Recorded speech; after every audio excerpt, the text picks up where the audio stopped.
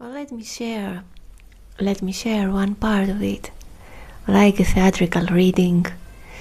Freedom is a state of mind, not freedom from something, but a sense of freedom, a freedom to doubt and question everything, and therefore so intense, active, and vigorous that it throws away every form of dependence, slavery, conformity, and acceptance.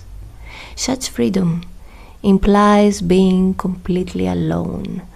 But can the mind brought up in a culture so dependent on environment and its own tendencies ever find that freedom which is complete solitude and in which there is no leadership, no tradition, and no authority?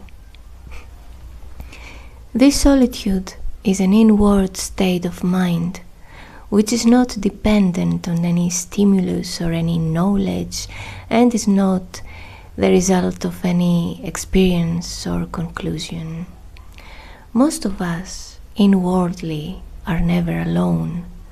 There is a difference between isolation, cutting oneself off, and aloneness, solitude. We all know what it is to be isolated, building a wall around oneself in order never to be hurt, never to be vulnerable, or cultivating detachment, which is another form of agony, or living in some dreamy ivory tower of ideology. Aloneness is something quite different. You are never alone because you are full of all the memories, all the conditioning, all the mutterings of yesterday. Your mind is never clear of all the rubbish it has accumulated. To be alone, you must die to the past. When you are alone, totally alone, not belonging to any family, any nation, any culture, any particular continent, there is that sense of being an outsider. The man who is completely alone in this way is innocent, and it is this innocency that frees the mind from sorrow. We carry about with us the burden of what thousands of people have said and the memories of all our misfortunes. To abandon all that totally is to be alone. And the mind that is alone is not only innocent, but young. Not in time or age, but young, innocent, alive, at whatever age. And only such a mind can see that which is truth and that which is not measurable by words.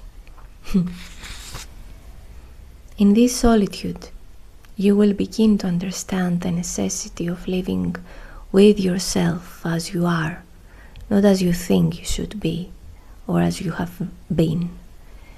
See if you can look at yourself without any tremor, any false modesty, any fear, any justification or condemnation. Just live with yourself as you actually are.